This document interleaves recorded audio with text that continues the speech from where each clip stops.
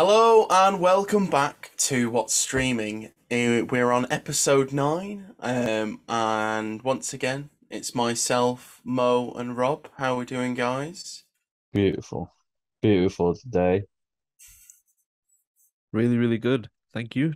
Tired because it's too early in the morning, but good. It is too early. We are discussing all things She-Hulk season finale, and we're also going to be having a look at Netflix's slate for the rest of the year. How exciting! So She-Hulk finally came to a close after what was quite a long run, 9 weeks. Um, how are we feeling? We'll first talk about the finale, and then we'll sort of pick out bits from the season we enjoyed and perhaps didn't enjoy. So we'll start with you, Rob. Um, what did you think of the finale? Uh, the finale was definitely my favorite episode of the season. I wouldn't say it's my what I think is the best, but I think it's my personal favorite. Just for the creativity that they really just pulled off with all they broke down the fourth wall and then stepped through it. Like it was almost on some Gwenpool level stuff there. Like coming into I don't know. Beautiful, beautiful episode. What about you, Mo? Yeah, I thought I agree. It wasn't my favorite episode of She-Hulk, but I do think it was the best finale of a Disney Plus show that Marvel has made so far because it kind of addressed the criticisms that a lot of people had about the other finales, and it wrapped them up in a very She-Hulk way, so I thought it was very fitting. Uh, and Yeah, I thought that the way it resolved and it also kind of speed ran through different like season two renewal, there's gonna be a Hulk film. Like it speed ran through all of those in pretty kind of meta ways, which was good. Yeah, I think with the meta stuff, if you don't take it too seriously, you just sort of sit back and let it unfold. It is a very fun finale. I know Twitter has been very mixed. I think there's more people leaning to enjoying it, but there are quite a few criticisms. I did see. I thought it was silly at times, but it wasn't. It didn't take anything away from the episode because that silliness is obviously the more meta stuff with the Kevin. I thought that was really funny, and just the whole stuff on the Marvel lot was it was refreshing to see. And like you said, there have been past criticisms of Marvel finales, and I think because this show is what it is, it was allowed to do that, and it does work. So yeah.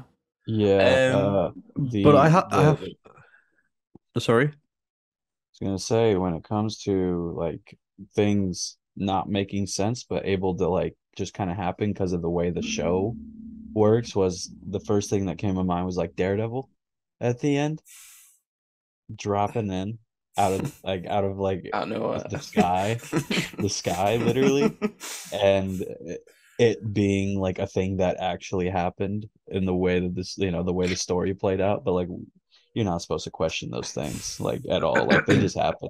That's how it works. That's Yeah, but that's my thing on like you said it if you just sort of don't think about it, and Rob just said it now about not questioning it.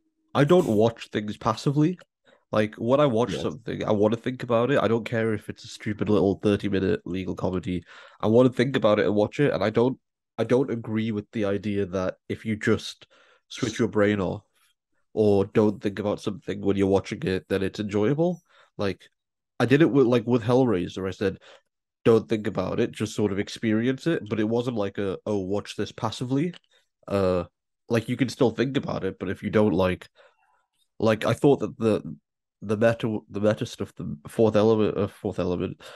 wall breaking stuff worked well, and it worked even better the more I thought about it because that's the whole thing about She-Hulk is that's the whole reason that she breaks the fourth wall is because the character is about autonomy and female agency and the way that women are portrayed in comics. And so she's reclaiming that agency and autonomy by breaking the fourth wall. So her rewriting the end so that it's, and they even said it in the Marvel article, it's like she knew and she was aware this whole time that she's a character in a TV show, but she thought whoever was writing the TV show had her best interests at heart.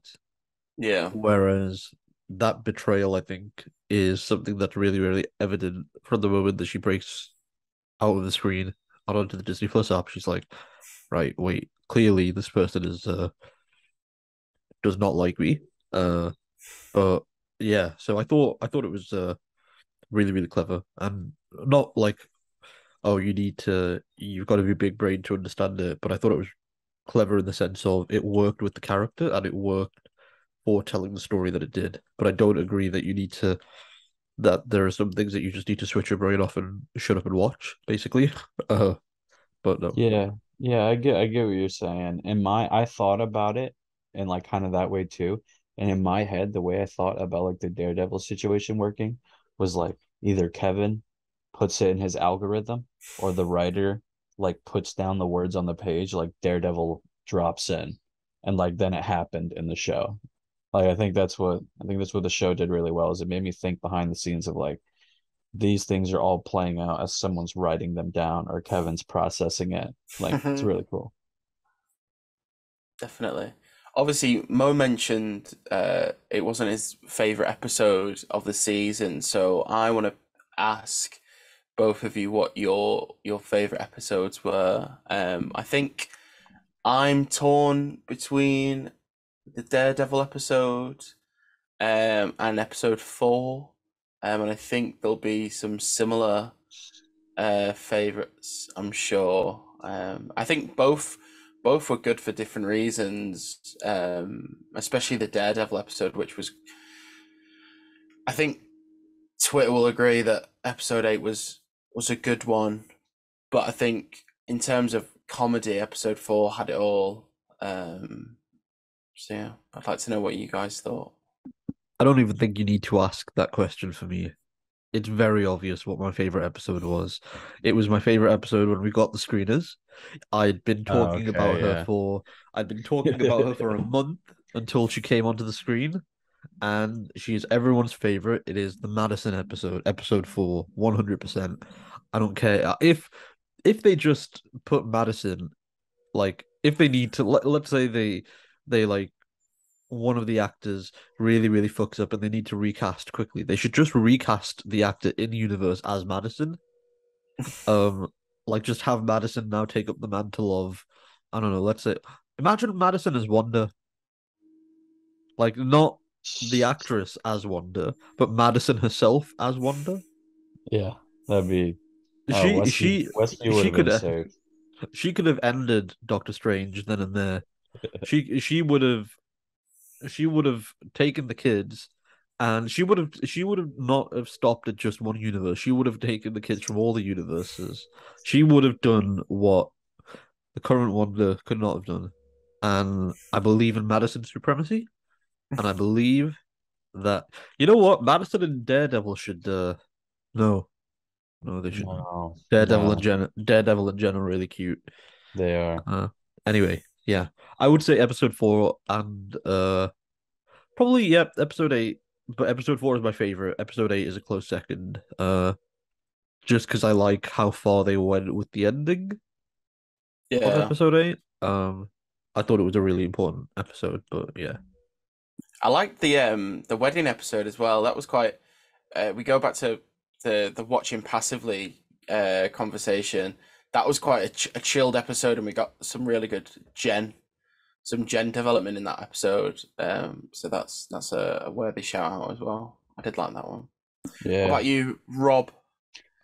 So episode 9 is my favorite, but I think episode 8 is the best episode. Um, I just think obvious it's not even biased for the Daredevil part of it. 100%. Yes, it is, No, Rob. no, Don't no, lie. no, no, Don't no. Listen, lie. because it still would have been the same. And I think the line that cements it for me, and obviously this is what the whole show has been about, is watching Jen struggle to find the balance between She-Hulk and Jen and who she is. And if anybody else would have said it, I still would have thought it was perfect. But the line of Jen Walters can help people whenever society fails them, and then She-Hulk can help people whenever the law fails them. Um, and I think that's what really made it click in her head for Jen is he's like, I can be both of these things at the same time. I don't need to juggle one or the other. And that's why I really, really love episode 8. And Daredevil's in it. So Mid Murdoch. hey, said that's that not line, we, Rob? we don't say that. We don't say that here, Josh. We don't say Back, mid Murdoch. back to what you said about how episode 8 is not is the best, not because of Daredevil. Who said that line, Rob? Who said that line to If Jen? if it that's true, but I clarified that anybody else could have said it and I still would have loved it because of that. Yeah. Well, It just no, happened to be Matt Murdock. I think that Matt Murdock was the only person that could have said it because He the understands it, he yeah. understands, yeah. So it wouldn't have meant the same It as wouldn't have meant the same, but I think someone like Nikki could have still came up with the idea, but it wouldn't 100%. It would not have meant as much as if it was coming from her than from a guy who does do the same thing as it Jen. wouldn't have meant as much as if it was from her as if it was coming from a guy, is what you just said. So Josh, edit that soundbite out and be like Rob is a misogynist. I love Never. Matt Murdock. No. I Rob think is Mallory could have said something like it. I think Mallory's a sort of character with that common Mallory? sense. yes, Mallory. Yeah. Yeah. Out of the lawyers, I think Mallory would say that most. I don't know. It sounds like I feel like I really like the pairing of Jen and Daredevil. Mm, Like I think that that's a really cute couple situation that yeah. I hope we see more of. I really think that we might get a little tidbit of it in the beginning of Born Again. Um, Yeah. maybe like a phone call. I'm not even like not an on-screen appearance, but like a phone call or something with her. But Yeah, I don't she's way if too I'm expensive to have on the screen. if I'm being realistic here though, I don't know how long this will actually last. Even if it's going to be a full-fledged relationship and not just like a friends with benefits thing, but like still cool enough to hang around the family. Because for all we know in Born Again, we could possibly get Elektra if they feel like it, and that would just flip everything on its head alongside Karen Page, depending on where they're at with that storyline. So Oh God, don't talk to me about Karen. we're not. I don't want to get into this. We're talking She-Hulk. We can do this on another podcast. It's Back, gonna be a new podcast. What's What's up with Foggy? The podcast. what the foggy is up with this weird little dude, bro? He is intelligentsia. getting foggy with it. Yeah, honestly, he would it would not have surprised me if he was there, just sitting in the back. Intelligence. Oh my gosh, you don't Yeah. know Foggy. You don't know Foggy. No, I do know Foggy. I know No, that we're not he. doing this. We're I not know doing that this. he. No, no, no. We're doing this now, and Josh is gonna edit this out probably. But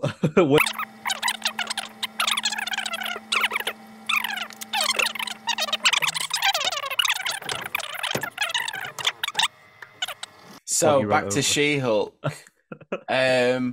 I don't know if it was just me, but that last scene where they're having like a barbecue just reminded me of the Fast and Furious films. I saw that. Yeah.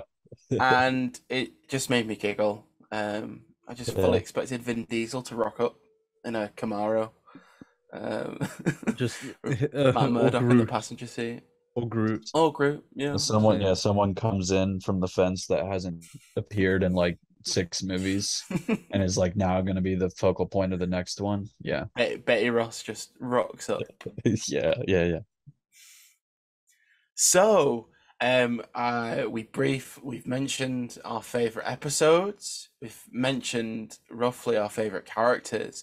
I want to know where we've also sort of mentioned it a little bit, but I want to know where and when you want to see Jen Walters, and perhaps some of the ensemble cast.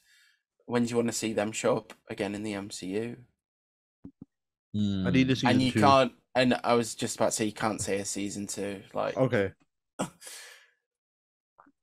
I want to see a special okay, set after the events of one of the big climactic films, uh, whether that's Thunderbolts or something. I want to see a special of Jen Walters in court representing, try like solving a legal issue in that happened in that thing there. But it's going to be weird because it's not a She-Hulk project specifically. I don't know if she'd be breaking the fourth wall in that. That's kind of a question I've had altogether, is if she appears in other, like when she eventually appears in the Avengers movies, right? I'm going to assume Kang Dynasty she's going to be a part of in yeah. some form. Um, will she still break the fourth wall? And I want to say yeah. I want to say that's tied to her character so well that like in a scene where it's maybe focal on her, she will break the fourth wall. And I think we definitely will see it happen because we're going to be able to get reactions of other superheroes noticing it in the background. Um, yeah, I can see her breaking it, but I think they will. Maybe not. Obviously, not as much as we'd like, but I think there'll be like that occasional. look at the Um, camera or something. yeah. I definitely think Uh, so. I think they are going to do the World War Hulk film. I think that's apparent now, yeah. I think it's going to be the one that is set, the film that's dated for, because there's now 3 films between Kang Dynasty and Secret Wars. That February So one. it could be the What was that February one, it could movie? be the July one. Well, they've got to wrap up this these Hulks storyline before the multiverse saga is over. So Yeah. Yeah. I mean it Or has to maybe they be in don't. that gap somewhere, or maybe they don't and carry it over into Phase 7. Yeah. But I just feel like they would, not saying they'd have a tough time, but I feel like they would much rather prefer not to have to ask the question as if the events of Secret Wars then affect the ongoing storyline rather than just wrap it up beforehand so they don't have to worry about that. Uh, yeah, I would I guess it's kind. just a choice. It's just a choice they got to make at that point. But I mean, kind of, but it's sort of like if you view it with, for instance, Captain Marvel, mm, that set up the Kree Skrull War. That set it up. I want to say 4 years before the Marvels is coming out. Anyway, so obviously they introduced that storyline right at the tail end of the Infinity Saga, and they're not going to sort of finish it until maybe Phase 6, yeah, potentially Phase 7. So I think that there's a precedent for long running story arcs. I'm still really heavy on the idea that World War Hulk will actually be a multiverse movie in one way or another. Because I mean, I don't. They would have to create obviously a big entity to go against for this World War Hulk movie because Hulk in his position is not at the point to become that World War Hulk, at least right now. In any way that the comic did it, which we know they don't do one-to-ones, but still inspired by. Well, because Um, they nerfed him, also that they all could right, give She-Hulk, yeah, also that yeah, they so could they give could give them She-Hulk. give Yeah, She-Hulk the powers. yeah. But no, I really like the idea of Maestro, a separate timeline, Maestro Hulk being the villain. Whether it would be, I saw the one where it said Eric Bana Hulk should be Maestro, and that's how his timeline ended in his Hulk movie universe. Oh. But I don't know. I really like that idea that it could be a Maestro Hulk out there in the multiverse, and they got to go against him or something. I quite like that. Hmm. I think now we're properly entering obviously the multiverse saga.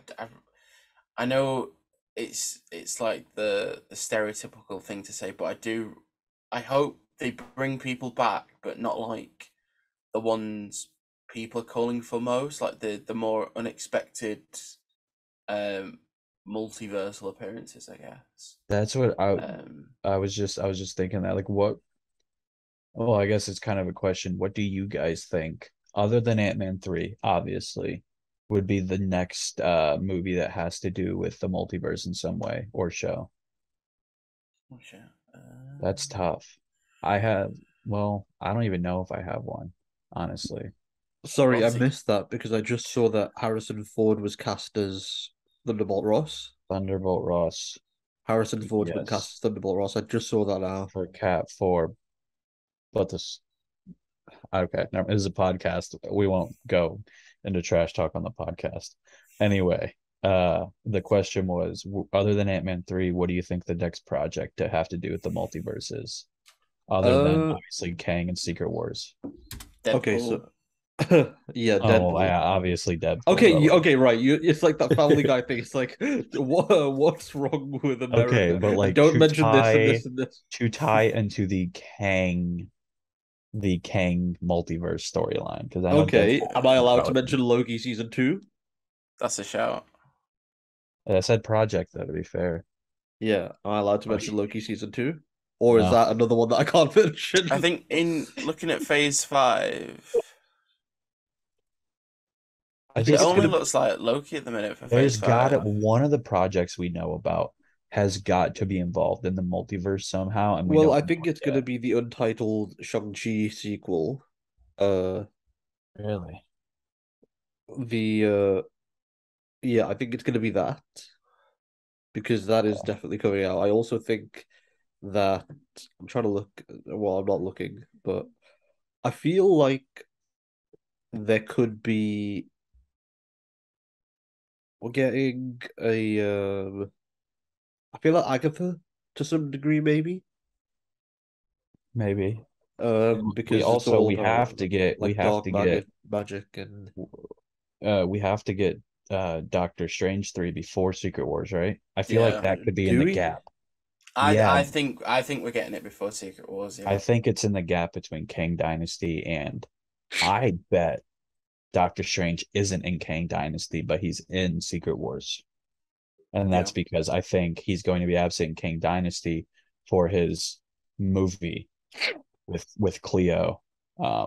And I think that's what we might get in that gap There because the are movie literally has, from what we know and what it seems like, is it's literally going to deal with an incursion of two multiverses colliding. So So, yeah, it has to there come out are before then. rumors. There are rumors that the Marvels will end up with a character trapped in another universe. Yeah, yeah. So I yeah. believe that if that rumor pans out, then the Marvels could also deal with the Kang multiverse. See, I that rumor, I would like if a lot of the movies did something like that, where it's like nothing and then boom, multiverse. Like, yeah, I don't like not like I don't You know. don't go into it expecting the Yeah, multiverse. yeah. And then they Um, hit you with it just to remind you like what's going on. My main thing is I can't wait until like a lot of the grounded characters find out about what's going on going into like Tang Dynasty and Secret Wars, like Captain America, for example. Like Sam. Like I feel like he's got to find out about it, like maybe in a Cap 4 post-credit scene or something. yeah. Because like if he's gonna be leading the Avengers into Kang Dynasty, then I mean he's gonna have to find out about it eventually. So I'm really curious to see what that's like. Now I that just you've hope no. Oh, sorry. go on, you go first. I I want to agree with you, Rob, to some extent, but I also want to say that I hope that they just give Sam Cap his due because it feels like they've just been putting it off. Like they introduced him, what? It will have been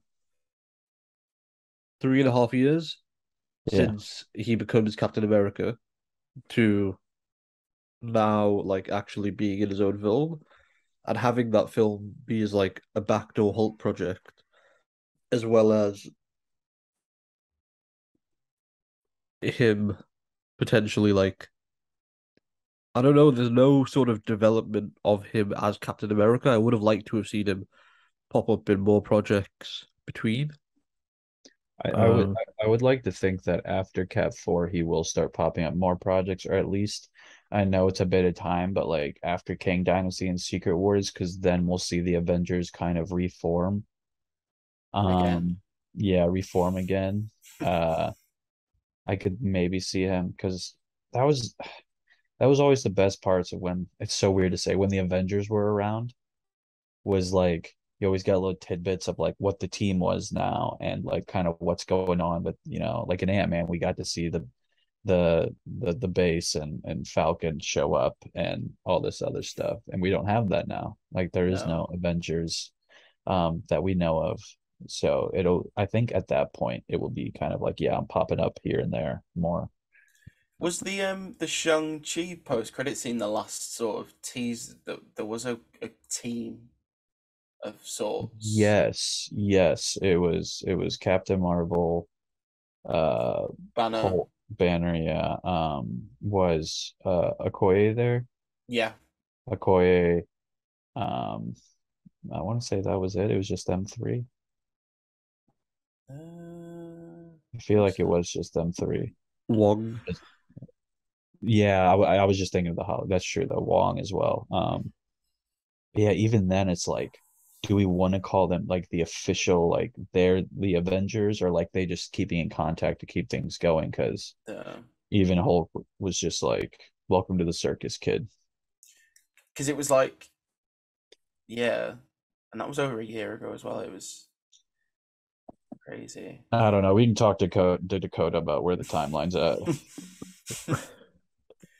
Yeah. um, your mention of obviously the pot, like your theory about Doctor Strange not being in Kang Dynasty. I'm Yeah. quite excited to see how they do the sort of team up thing. Because it's a lot different to the first Avengers film where, you know, everyone had had their solo projects, um, bar um, Banner. Obviously, he had one, but it wasn't the same one.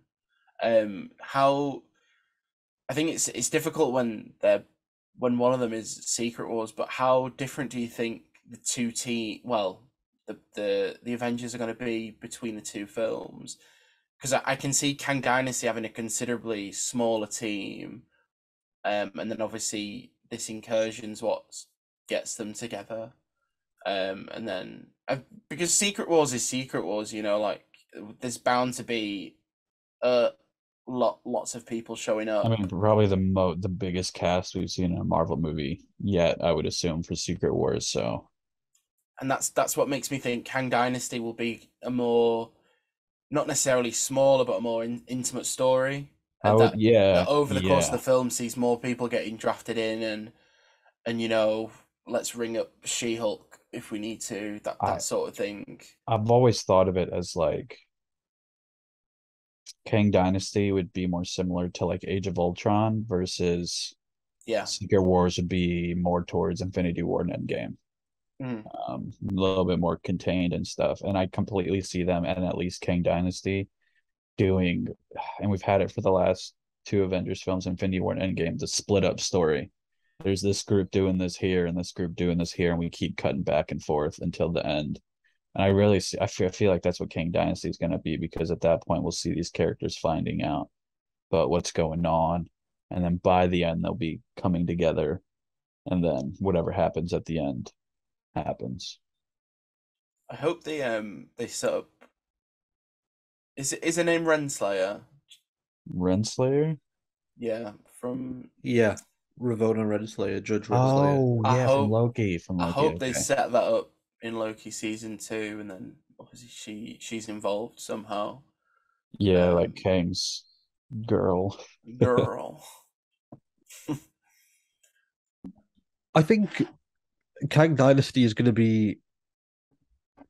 I'm not just saying this to be contrarian, but I feel like Kang Dynasty is going to be is going to sort of be like an endgame type film for the most part, except instead of all these different versions of, or like all these different like people coming in fighting this multiversal war. You're getting Kang, all these different like a billion Kangs just coming in, and Yeah, like the Council of Kangs and stuff.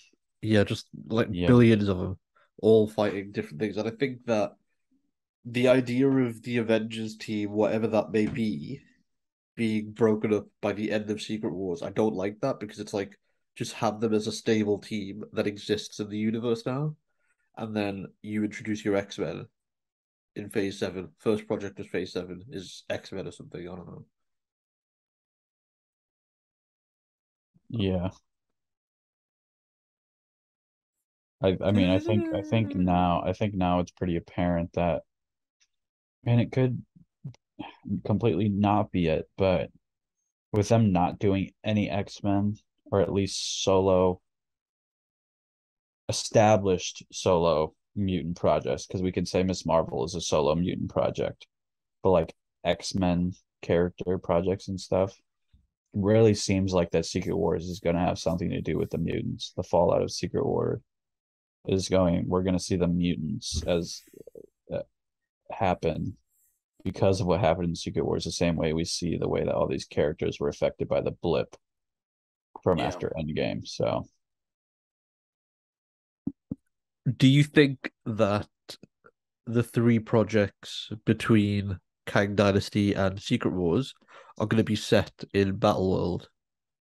I still really like that idea. I I really re- want them to be. I really like that idea, but the problem is those three projects, if they're not Battleworld, right?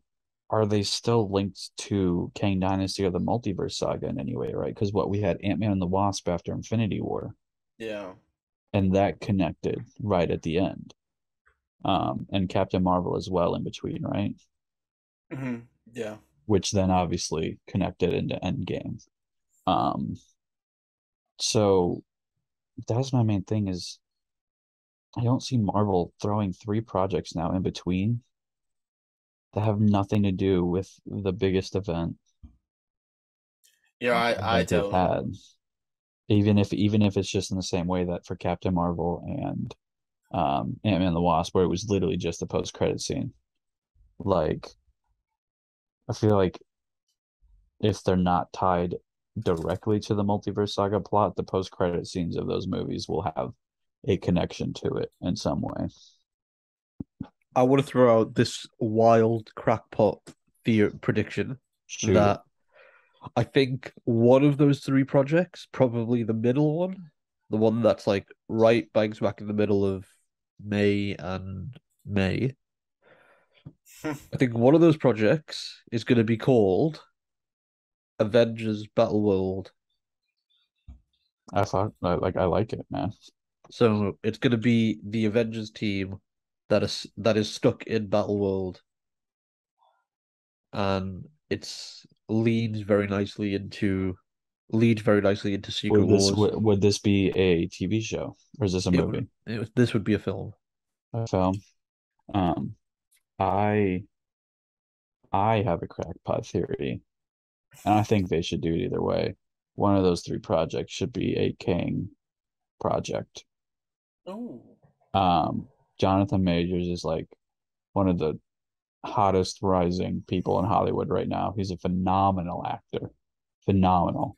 Um, and for a villain that's as complex as Kang, I think making him the main character of a solo project, if they don't do it in Kang Dynasty, would be amazing. Just give us more time to flesh out this character that we know as a bad guy, which when we get to Doctor Doom, we 100% need a Doom project, like just a solo Doom project for that, but that's a whole other thing. Anyway, Josh, what are we going to talk about Netflix? Yes. Netflix have quite a number of big titles that are on the way for the rest of the year.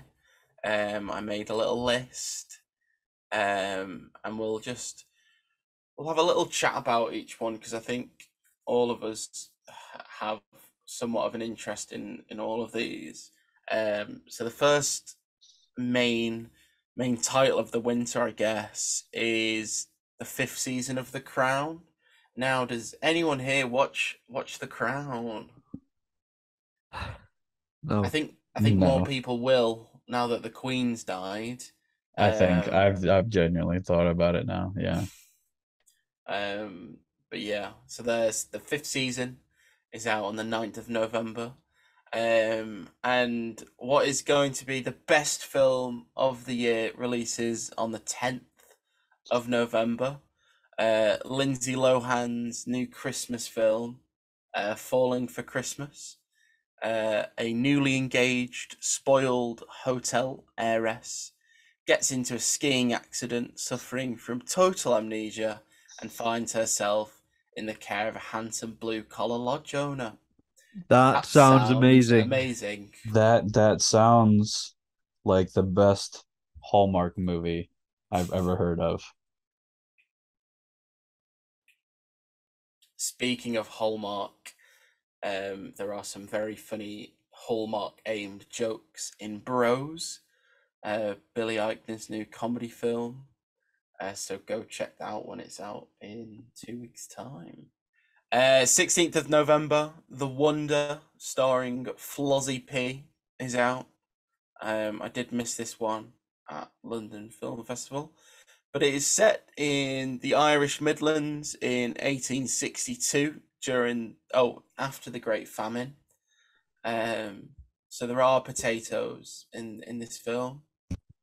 No. I don't know too much about it. I just know that Florence Pugh's in it, so I will be watching. There we go. So You yeah, will be seated. That's a You pick. will be seated. the bum will be on the seat, and I will be watching.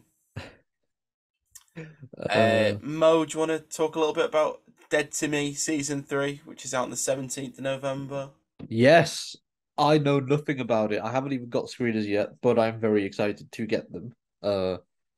Because Dead to Me season 3, Dead to Me, I love it. It's got uh Velma from the live action Scooby Doo. I don't know her name. I know it's Linda, but I always wind up Cardinale. Cardinale, Oh, right? Okay, Yeah. because I always wind up saying like Linda Cardinelli or Linda Cardinelli or something like that. I Or think it is maybe Nelly. I'm not I don't know sure. something like Linda C is what we'll call her. Linda C and Christina Applegate. And it's one of the funniest, twistiest shows out there. It's really, really good. I don't know if you've seen any of it, but it's like half an hour, 40-ish minute episodes. Uh, really easy to watch. And the third season is the final season, and it's a really, really good show. It's like things happen, it's twisty, you don't expect anything, and it knows how to do like good cliffhangers that keep you hooked. Really, really good show. Netflix has also got its upcoming show Blockbuster, Oh yeah. which is about the last Blockbuster store.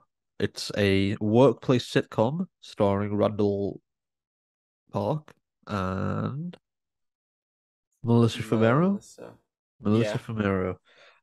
And yeah, I don't even know when the review embargo is, so I can't actually talk about it. But it is a workplace sitcom. But I think it's funny that like Netflix killed Blockbuster, and by making this show, Netflix is sort of dancing on its grave a little bit. Like, Oh yeah, they're definitely rubbing it in their face with this. yeah, Like like now we're gonna make a show and it's funny about yeah, how there's only one of you guys left. yeah. Mm. There is like a Netflix name drop in like the first episode, and I was like, oh, okay, are you gonna go even further than that? But yeah, it's weird. It's I'm not even allowed to say if it's good, but it exists. We've I'm got trying. Wednesday on Yeah. November 23rd. We've got Guillermo del Toro's Pinocchio on the 9th of December. We have The Recruit with Noah Centineo on the 16th of December. Emily in Paris 3 on December 21. We have Bardo on December 16th. We have White Noise on December 30th, and we have the two best films of the year releasing within 2 days of each other. We have Glass Onion, which I'm seeing on Sunday, and I'm very excited. I don't want to hear a damn thing about it, by the way. I don't even want to know if it's good. I've muted it on Twitter so I don't see any reviews. Don't tell me about it. Okay. And then on Christmas Day, it's still a weird distribution plan for the UK, but on Christmas Day, in most countries, Matilda the musical will be on Netflix, and everyone will be watching because it is one of my favorite films of the year. It's so good. It's really, really good. She's really good. She's really good. Yeah, well, I think Netflix the winter slate has really, I would say, picked up. I feel like a lot of Netflix stuff this summer gave way to Stranger Things, which kind of dominated the whole of the discourse for May and July. It was also a really dirty distribution thing that they did with what was it like 5 weeks after they did volume two Yeah. 5 weeks after, so people would have to stay subbed for 2 months. That was a really dirty tactic, but you got to respect it a little bit. Respect the hustle. I think they're doing it more going forward. Not obviously not with Stranger Things like they've said, but use having a split. And I think Netflix more, especially now, they're going to change their release schedule for a lot of things. They're obviously Yeah, still going to have that binge model, but I think like Manifest, that's been split into two parts. Um, I'm sure there's other things that have been split, but I quite like that they're doing this, even if it is that there is a 5 week gap in between to ensure that they get 2 months of subscription fees rather than one. So no, I think I'm all for the gap. I'm all for them splitting it. Like it doesn't bother me. I just wish like make the gap even longer. Make it 6 weeks, 7 weeks. Just don't make it 5 weeks because then it's obvious that you only wanted it. Uh, then it's obvious that you only wanted that extra month instead of it being like even if they did 3 months and or something and said like okay we'll give you episodes 1 through 4 here and then we'll give you 5 through 9 in 3 months' time. That would have been totally fine, but it's just the fact that it was 5 weeks as opposed to just as opposed to like a little bit longer. Because wasn't I it because feel they were both holidays in the US? It was the 1st of July was obviously 4th of July weekend, and then what's the one at the end of May, like Memorial Day? Yeah, something like that. So I think they actually did the 5 weeks was because it was the two holidays, like as opposed to it looks dodgy. they should have done it for Labor Day then. They should have done Memorial Day then Labor Day, which is September. September, yeah. Yeah.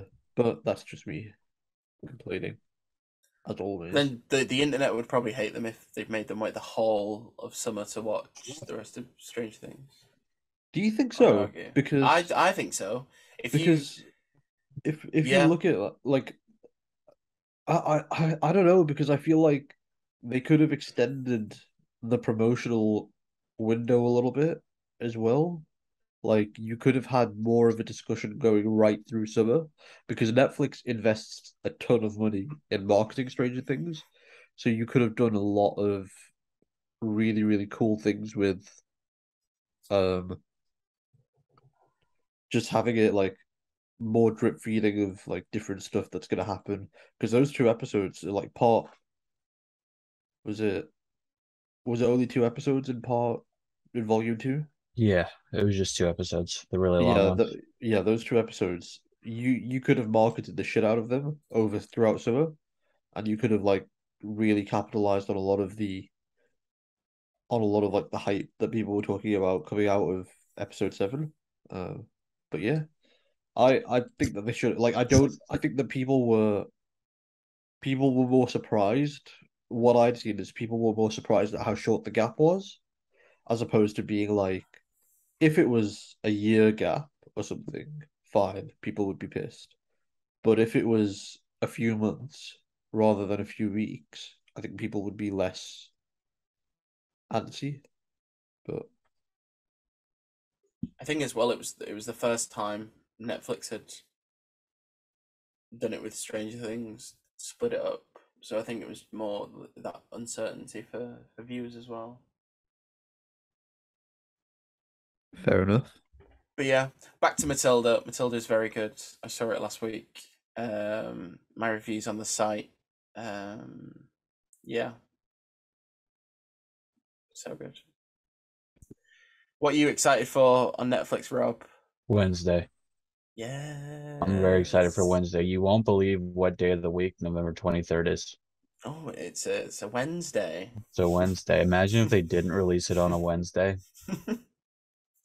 It's out on Monday. Terrible.